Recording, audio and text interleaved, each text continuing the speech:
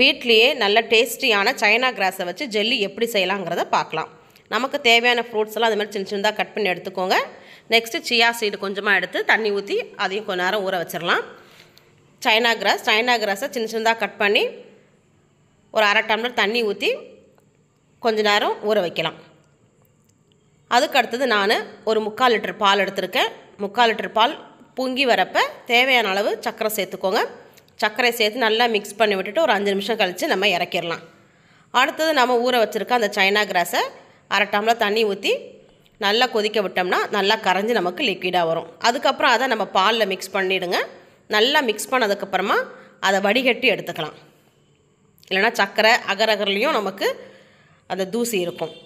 அதுக்கப்புறம் நம்ம எடுத்து வச்சுருக்க ஃப்ரூட்ஸை ஒரு தட்டில் நல்லா ஸ்ப்ரெட் பண்ணிவிட்டு நம்ம வடிகட்டி வச்சுருக்க பாலை அதில் ஊற்றி எல்லா ஃப்ரூட்ஸையும் மிக்ஸ் பண்ணி விட்டுட்டு நம்ம ஊற வச்சுருக்க சியா சீடையும் அதில் போட்டு நல்லா மிக்ஸ் பண்ணிவிடுங்க.